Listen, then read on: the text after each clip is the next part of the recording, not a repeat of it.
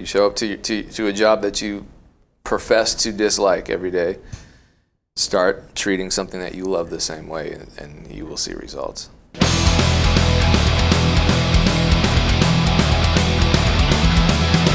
Hey everybody, we are back. This is Words of Fang. Interviews here at the Between the Waves Music Conference in Madison, Wisconsin.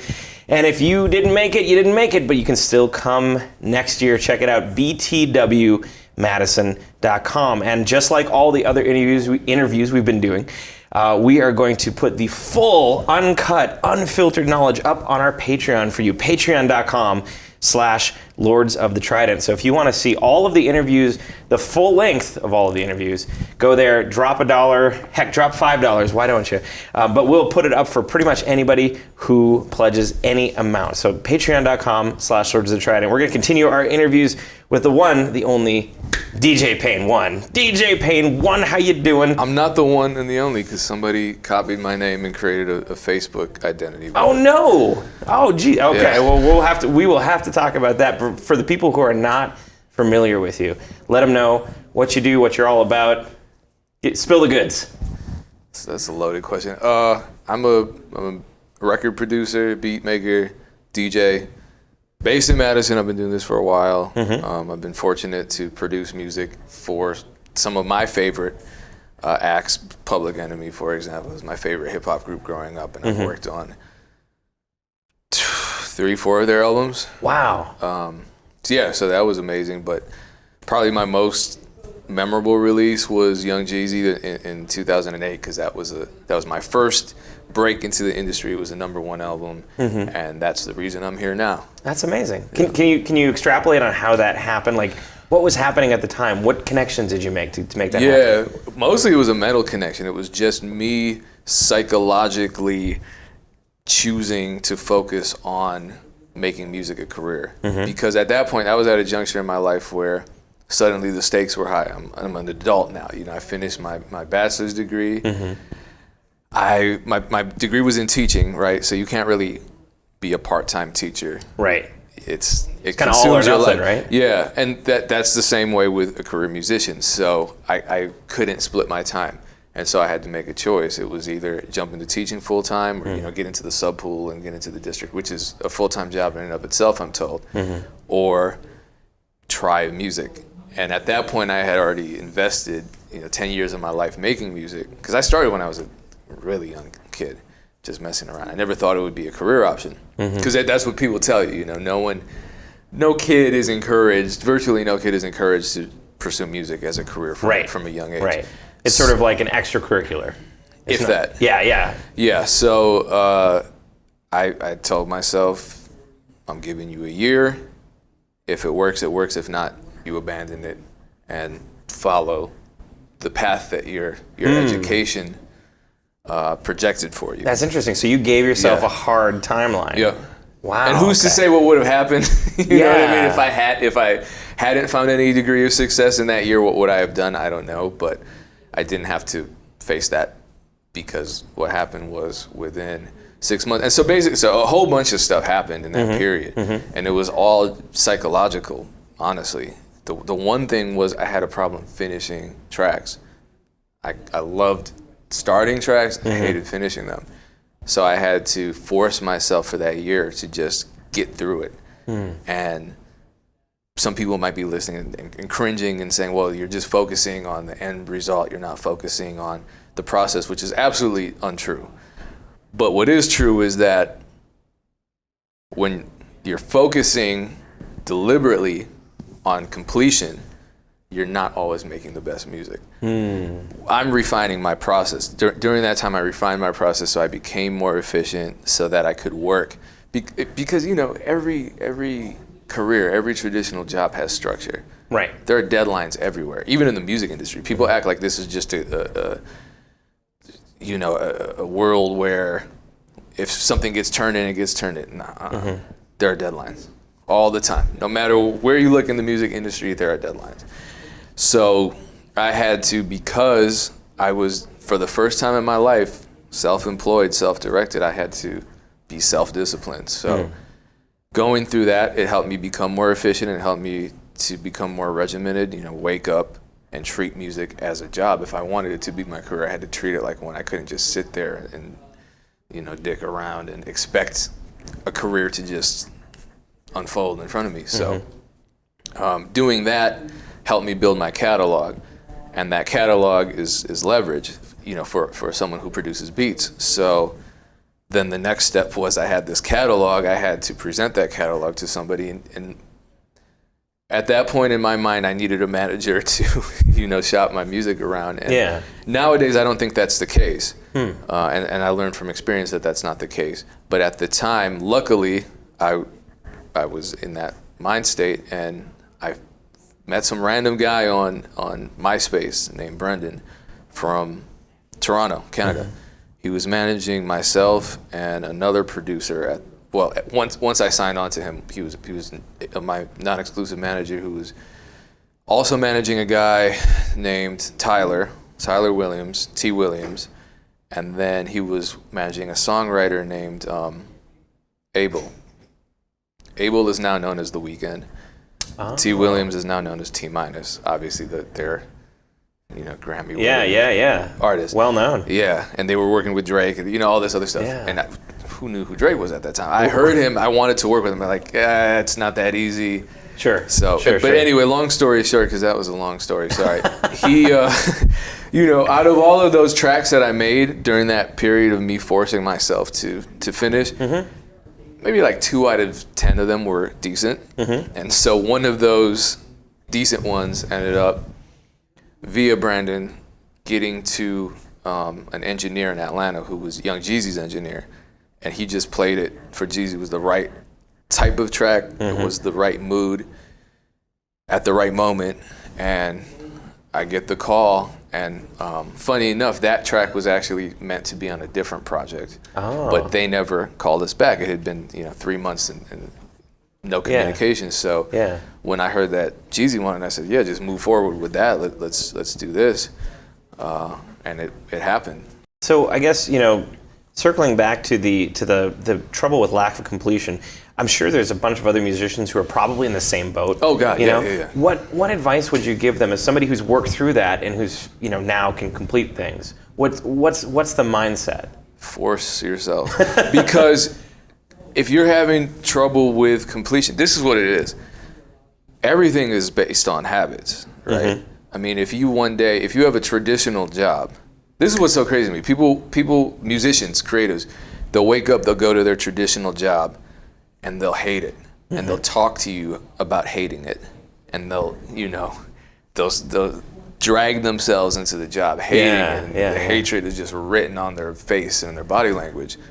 But then when it comes to music, which is what they love doing, they don't have that same discipline. They don't have that stuff. Not everybody, but a lot of us, we'll approach music as something we just do when we have time, but we're maybe equally committed to leisure and hedonism and all that. So I could make music, but I'm going to watch Netflix. Or I could make music, I'm going to go out drinking instead. Sure. Because we're not taking music seriously in spite of what we say, in spite of our love and passion for it that we purportedly possess. So understanding the necessity of self-discipline is that psychological step. You have to get over that hurdle, because no creative person wants to put themselves on a schedule. Right. But every creative person wants to legitimize their creativity in the form of a career. Who wouldn't want their passion to be their livelihood? So that's what I wanted. In that year that where you said, okay, I'm gonna give this a year. Yeah. Did you give yourself a schedule? Did you give yourself a regimen? Like, I'm gonna wake up and for 4 hours I'm gonna work on this. For 3 hours I'm gonna do this. I'm not that structured, but every day I was gonna work on it. Right. So I didn't give myself a limit that I would, complete 3 tracks a day, or from 6 a.m. to 3 p.m. I would just do nothing but work on music. Cause, you got to get up and stand up and walk around. Right. But, whatever. Right. My cat harasses me. I got to attend to her. But I did complete. And every day I completed. I didn't walk into the studio just with the mindset that I was going to experiment. Because I wasn't at the experimentation phase. I had 10 years to experiment. And You kind of knew what you were doing. You just Well, had to no, I didn't. Well, okay. But because my focus, that's the thing. It's like I said, it's building habits, and you can build multiple habits. It's just that at that point, my focus was on building the habit to complete. And then after that, I looked back on my catalog and I said, God, a lot of this stuff sucks. So now my next habit that I'm going to build is to make better music. I need to increase my and improve my musicality. And there was a lot I needed to improve, but I'm thankful that was the first thing, because it was kind of miserable forcing yourself to finish stuff. And now it's just second nature because it's a habit. I know that if I'm working on it on an idea, I'm going to finish it. Whereas in 2005, when I was working on an idea, my brain was telling me, just leave it unfinished, start another project. And that really hurt me because I wasn't putting music out. And if you're an artist and your art's not being presented to the people you made it for, you're not an effective artist. That makes sense. So I'm interested in your take. As someone who's gained success during this sort of internet age, and largely due to that connection, the MySpace thing, which is fun to say. It's like, peace, back in the days of MySpace thing, It's weird. A lot of people think that maybe this is the worst time to be a musician because the playing field is so level. So a lot of people think maybe this is the best time to be a musician because the playing field is so level. Yeah. What are your thoughts on that? I think that people are hearing that it's the worst time to be a musician because that information is coming from the top down. It's coming from the ivory tower. The ivory tower is telling you records aren't selling anymore. And so somebody like me might believe that because it's coming from a place of authority, but this is the best time for the middle class in the music world. And that's something that 20 years ago no one spoke about. And a lot of people talk about the rise of the independent artist, especially in the hip hop sphere. Yeah. And that's something kind of new. But there's this middle class in the music industry that aspiring music professionals themselves don't even believe exists. You have conversations with people and they'll say, well, you need to get signed to be successful. You need commercial radio play to be successful. You need to be on MTV to be successful. You need Drake on your record to be successful. You need Dr. Luke to produce your record to be successful. And they're ignoring the fact that, who was I talking to the other day? It was Curtis King. He was talking about market share. And the fact that, and this was a conversation that was inspired by what Nipsey Hussle did when he sold 1,000 albums, limited edition copies of his Crenshaw mixtape for $100 each. And he sold out within 24 hours. That's $100,000 generated off of a single asset, right? Yeah. And you just need 1,000 people to do that. And you've made enough money to last you, at least here in Madison, that can last for 3 years. You can stretch that out for 3 years. Easily, yeah. And so that's what people don't understand. If you don't need 1 million fans to make it. If you can convince 10 people just starting out to be your fan, and they spend $100 on you in that first 6-month period because your product is undeniably good and they want it, that's something to build off of.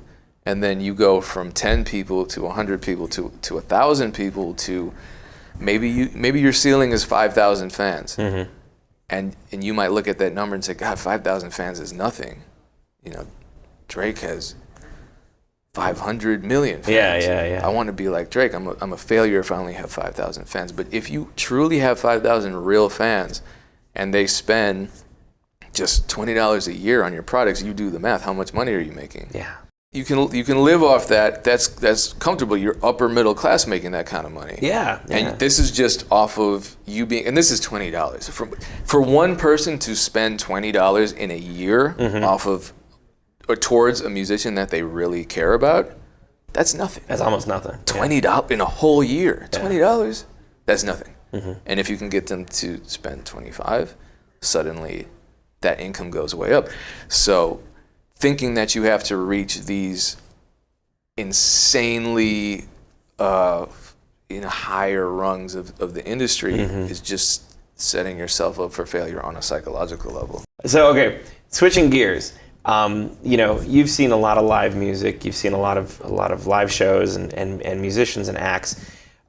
What's one thing that you think a lot of maybe younger bands are doing incorrectly live, or maybe a common mistake that a lot of bands or musicians or acts make that you've seen?